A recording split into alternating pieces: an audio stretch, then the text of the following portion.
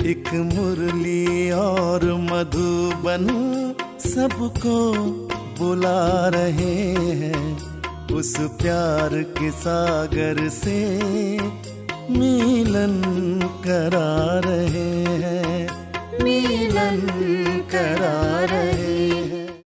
ओम शांति। आज प्यारे बाप दादा के अनमोल मधुर महावाक्य हैं 23 जून 2026।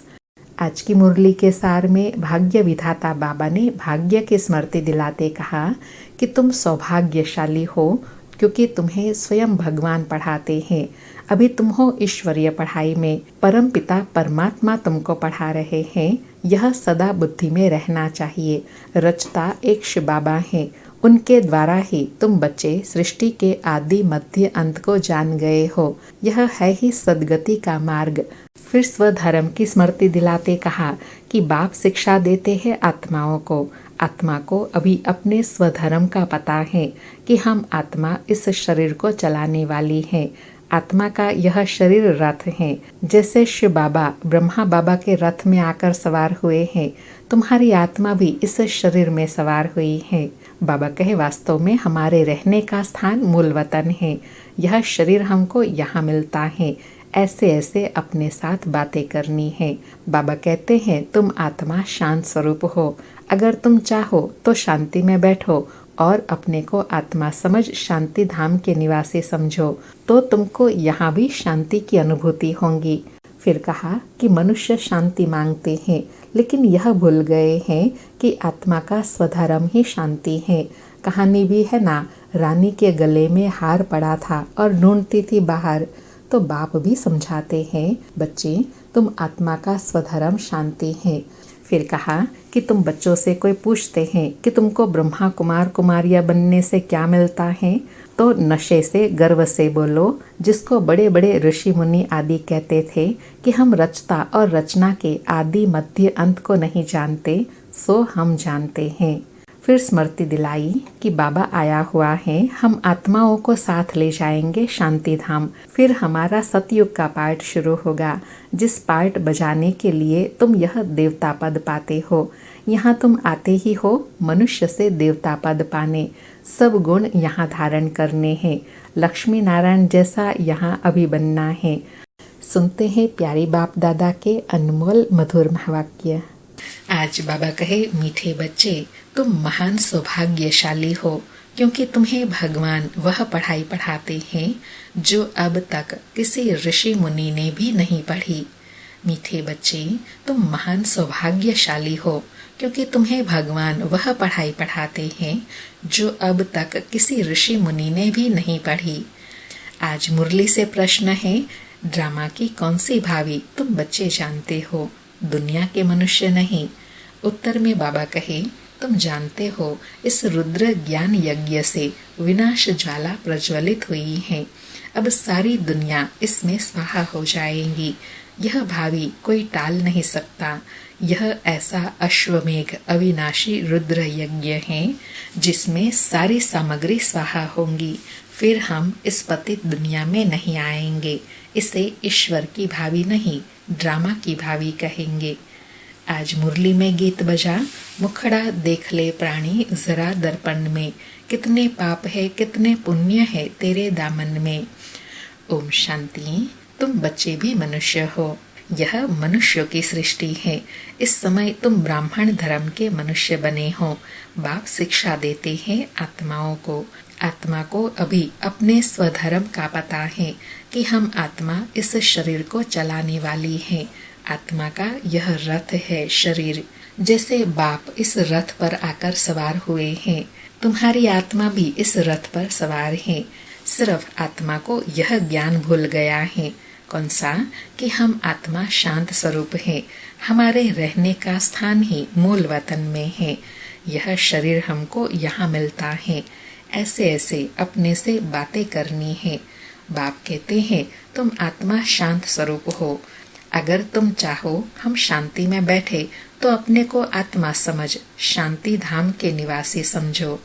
बाबा कहे इस अशांत दुनिया में अगर अपने को शांति का अनुभव करना है तो अपने को आत्मा समझकर मैं आत्मा शांत स्वरूप हूँ, मैं आत्मा शांति धाम की निवासी हूँ, यह समझकर बैठो तो शांति का अनुभव होगा।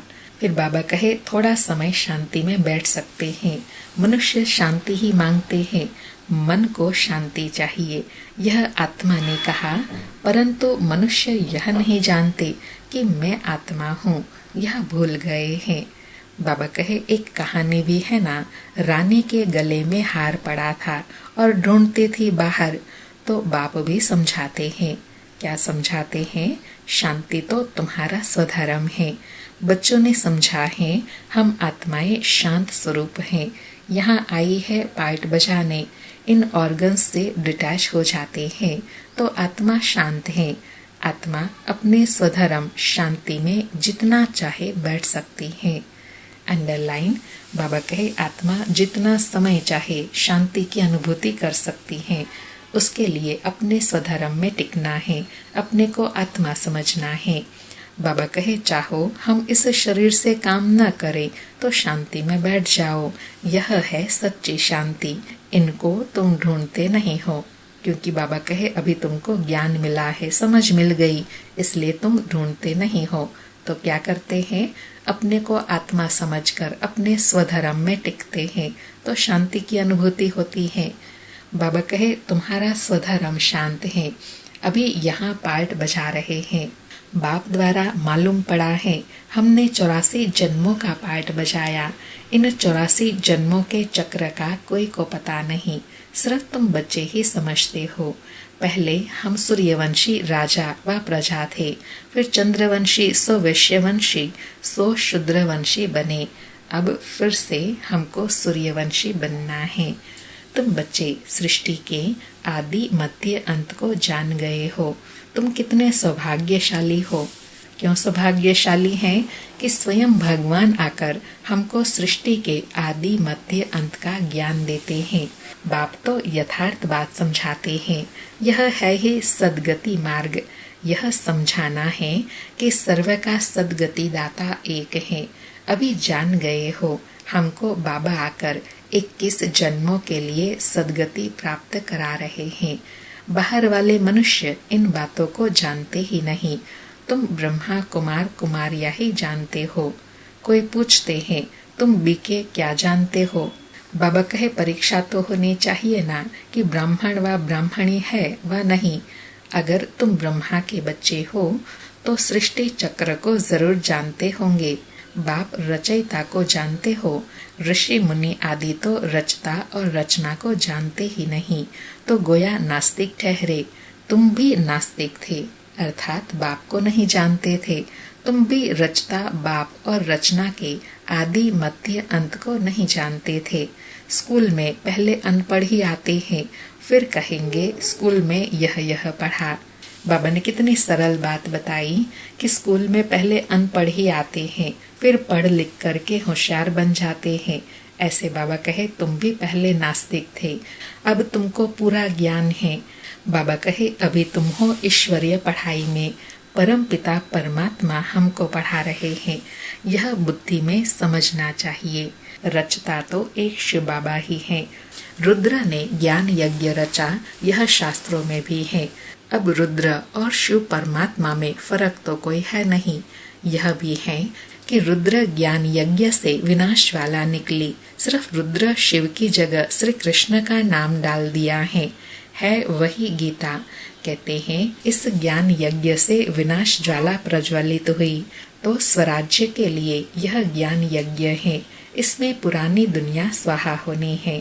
यज्ञ में सारी आहुति अर्थात सामग्री डालते हैं, सब स्वाहा कर देते हैं।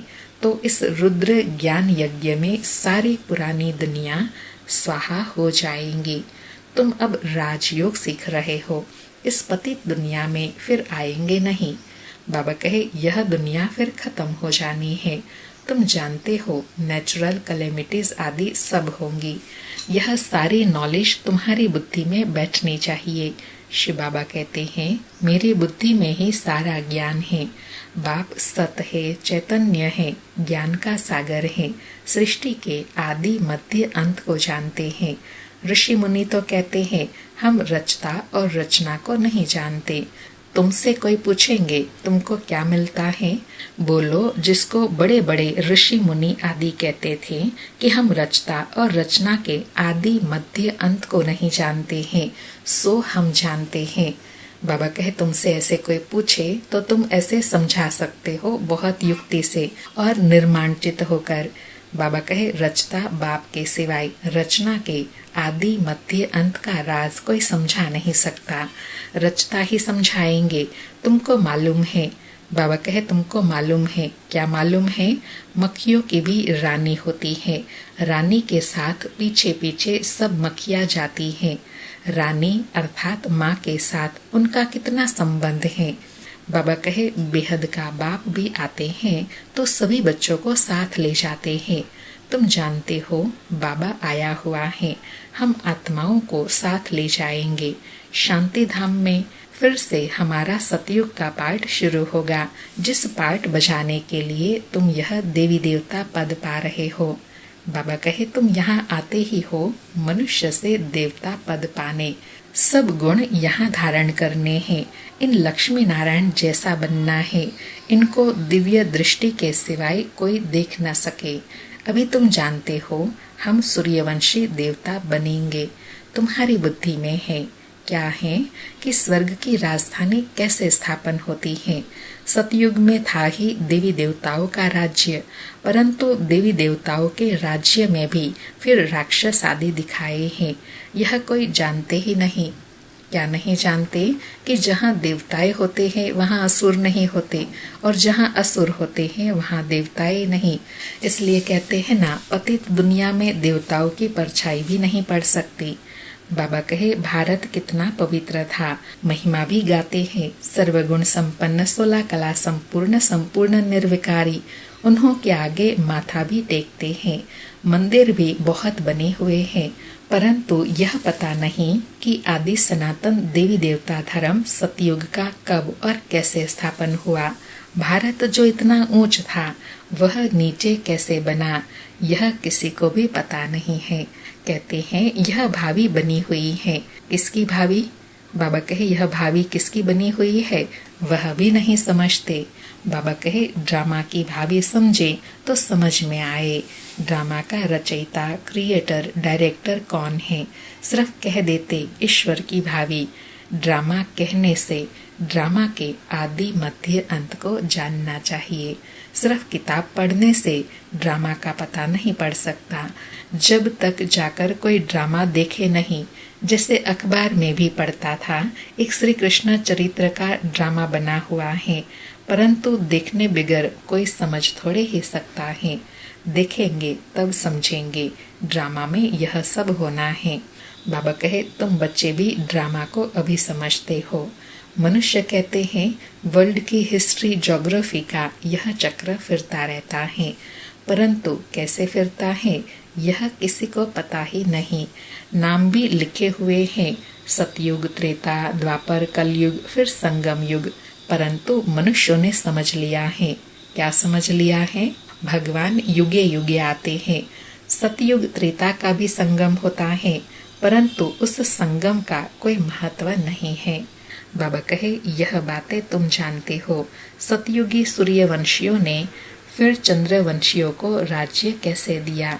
ऐसे नहीं चंद्रवंशियों ने सूर्यवंशियों पर जीत पाई, नहीं। जो सूर्यवंशी का राज्य होता है तो सूर्यवंशी राजा रानी उनको राज्य भाग्य का तिलक दे तखत पर बिठाते हैं। राजा राम, रानी सीता का टाइटल मिलता है। अर्थात बाबा कहे बड़ा विधिवत राज्य सौंपते हैं। किसने दिया? कहेंगे सूर्यवंशियों ने ट्रांसफर किया। अब तुम राज्य करो। जो सीन तुम बच्चों ने साक्षात्कार में देखी है, बाकी कोई लड़ाई आदि नहीं लगती है। जैसे किसी को राजाई दी जाती है वैसे देते हैं। बाबा के जैसे किसी को राजाई सौंपते हैं ना खुशी खुशी, ऐसे सतयुग त्रेता में भी खुशी खुशी राजाई सौंपते हैं, राज तिलक देते हैं। बाबा कहे उन्हों के पैर आदि धोकर उनको राज्य तिलक देते हैं। वहाँ सतयुग में कोई गुरु गोसाई तो होते नहीं हैं। अब तुम बच्चों की बुद्धि में है क्या है कि हम देवी स्वभाव वाले बनते हैं। सूर्यवंशी चंद्रवंशी राज्य में हम कितने सुखी होंगे। बाबा हमको दुख से निकाल सुख में ले जाते हैं और कोई सुखी बना न सके। साधु लोग खुद भी चाहते हैं, क्या चाहते हैं कि हम शांति धाम में जाए। बाप कहते हैं, मैं साधुओं आदि का भी उद्धार कर सबको शांति धाम में ले जाता हूँ। सन्यासी तो आते ही द्वापर में हैं। स्वर्ग में हम देवताएं ही रहते हैं, वहाँ तो सेक्शन अलग अलग हैं। बाबा कहे सूर्यवंशियों का अलग, चंद्रवंशियों का अलग, फिर बाद में इस्लामी बौद्धि सन्यासी आदि जो भी आते हैं सबका सेक्शन अलग अलग बना हुआ है। जब हम राज्य करते थे तो दूसरा कोई था नहीं। मूल वतन में भी ऐसी माला नंबरवार बनी हुई है। बाबा कितनी गुह्य बात समझा रहे हैं कि जैसे सृष्टि में सभी आत्माएं नंबरवार आती हैं, ऐसे ही परम धाम में सब आत्माएं नंबरवार बैठती हैं अपने अपने सेक्शन में। बाबा कहे, आदि सनातन देवी देवता धर्म वाले की है पहली बिरादरी, फिर और बिरादरियां निकलती हैं। यह बिरादरी है बड़े ते बड़ी। कौन सी? आदि सनातन देवी देवता धर्म की। और जो दूसरे धर्म स्थापक आते हैं सब उनसे निकले हुए हैं। तुम कहेंगे इस्लामियों की है सेकंड नंबर बिरादरी और बौद्धियों की बिरादरी थर्ड नंबर। हम हैं फर्स्ट, बाकी हद की और छोटी छोटी लाखों होंगे। बाबा कहे, यहाँ तो मुख्य है 4 बिरादरियाँ। पहले पहले हम आते हैं, फिर इस्लामी बौद्धि क्रिश्चियन आदि आते हैं। अभी हम नीचे गिर गए हैं, हमको ही 84 जन्म ले पार्ट बजाना पड़ता है। जो अभी लास्ट में हैं वही फिर फर्स्ट में होंगे। देवी देवता अब पतित होने के कारण अपने को देवी देवता कहला नहीं सकते। देवताओं को तो पूजते हैं, इससे सिद्ध हैं उन्हों के बिरादरी के हैं। बाबा कहे, जो मनुष्य देवताओं को पूजते हैं तो इससे सिद्ध हैं वह उनकी बिरादरी के हैं, लेकिन अभी देवी गुण नहीं है, इसलिए देवी देवता धर्म नहीं कहेंगे। बाबा कहे, सिख लोग गुरु नानक को मानते हैं, उनकी बिरादरी के हैं। सतयुग में पहला नंबर हमारी बिरादरी है, उनसे ऊंच बिरादरी कोई होती नहीं। हम ऊंच ते ऊंच बिरादरी वाले हैं। हम सबसे जास्ती सुख भोगते हैं, फिर वही कंगाल बनते हैं। सबसे जास्ती दुखी यह हैं। कर्जा भी यह लेते रहते हैं। कितने साहूकार थे, अभी कितने गरीब हैं, सब कुछ गंवा बैठे हैं। यह है ही दुख धाम। बाबा कहे, अब बाप फिर तुमको सुख धाम का मालिक बनाते हैं, बाकी सब चले जाएंगे शांति धाम। आधा कल्प तुम सुख भोगते हो, बाकी सब शांति में रहते हैं। चाहते भी हैं, क्या चाहते हैं? हम मुक्ति में जाए। सुख को काग विष्टा समान समझते हैं, उनको सुख धाम का अनुभव ही नहीं है। तुमको अनुभव है, तो इसलिए बाबा कहे तुम्हारी सतयुग में जाने की चाहना रहती है। उनका सतयुगी सुख का अनुभव ही नहीं है, तो फिर चाहना भी नहीं होती है। बाबा कहे, महिमा भी गाते हैं, परंतु पतित होने के कारण भूल जाते हैं। अब बाप याद दिलाते हैं, हे भारतवासी, तुम देवी देवता धर्म के थे, द्वापर से नाम बदली कर दिया है। देवता धर्म वाले ही पतित बन गए हैं। गाते भी रहते हैं, हे पतित पावन आओ। बाप ने बताया है, तुम कितने जन्म पावन दुनिया में थे, कितने जन्म पतित दुनिया में हैं। अब फिर पावन दुनिया में जाना है। यह पाठशालाओं की पाठशाला है, यज्ञ का यज्ञ है। बाबा कहे, सारी पुरानी दुनिया इसमें स्वाहा होनी है। होलिका जलाते हैं, यह सब पर्व अभी के हैं। आत्मा चली जाएंगी, बाकी शरीर खत्म हो जाएंगे। यह नॉलेज कोई सन्यासी आदि दे न सके। गीता में कुछ है, परंतु आटे में लोन, ज्ञान प्रायः लोप हो जाता है। बाबा कहे, इतना थोड़ा है जो लुप्त हो जाता है।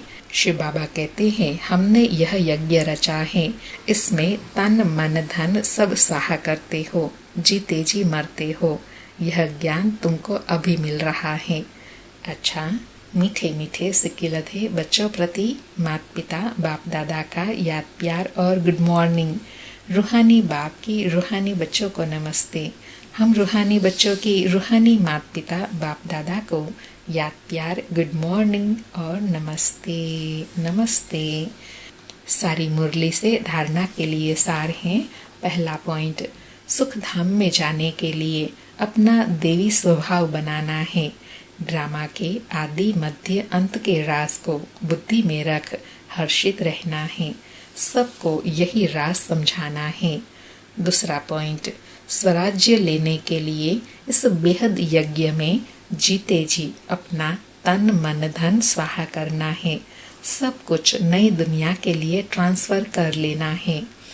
आज प्यारे सतगुरु का वरदान है, अपने मस्तक द्वारा तीसरे नेत्र का साक्षात्कार कराने वाले सच्चे योगी भव। अपने मस्तक द्वारा तीसरे नेत्र का साक्षात्कार कराने वाले सच्चे योगी भव। स्पष्टीकरण है, यादगार में योगी के मस्तक पर तीसरा नेत्र दिखाते हैं। आप सच्चे योगी बच्चे भी अपने मस्तक द्वारा तीसरे नेत्र का साक्षात्कार कराने के लिए सदा बुद्धि द्वारा एक बाप के संग में रहो। एक बाप, दूसरा हम, तीसरा ना कोई। जब ऐसी स्थिति होगी तब तीसरे नेत्र का साक्षात्कार होगा। अगर बुद्धि में कोई तीसरा आ गया तो फिर तीसरा नेत्र बंद हो जाएगा। इसलिए सदैव तीसरा नेत्र खुला रहे। इसके लिए याद रखना कि तीसरा ना कोई। बाबा ने तीसरा नेत्र सदा खुला रहे उसकी विधि बताई। एक बाप, दूसरा हम, तीसरा ना कोई। आज का स्लोगन है, प्रश्नचित बनना अर्थात परेशान होना और परेशान करना। प्रश्नचित बनना अर्थात परेशान होना और परेशान करना। आज के अव्यक्त इशारे हैं, सदा हर्षित रहने के लिए अपनी नेचर को सरल बनाओ, सहनशील बनो। आज बाबा कहे, जो जैसा कर्म करता है वैसा उनका नाम भी पड़ता है। कर्म यदि श्रेष्ठ है तो नाम पड़ेगा श्रेष्ठ मणि। श्रेष्ठ मणि बनने के लिए मन, वाणी, कर्म में सरलता और सहनशीलता, यह दोनों गुण आवश्यक हैं। अगर सरलता है, सहनशीलता नहीं तो भी श्रेष्ठ नहीं। इसलिए सरलता और सहनशीलता दोनों साथ साथ चाहिए। बाबा कहे, श्रेष्ठ आत्मा कब बनेंगे? जब मन, वाणी, कर्म में सरल हो और साथ में सहनशीलता हो। दोनों गुण साथ साथ होंगे तब श्रेष्ठ आत्मा बन सकेंगे। अच्छा, ओम शांति। शुक्रिया बाबा, शुक्रिया।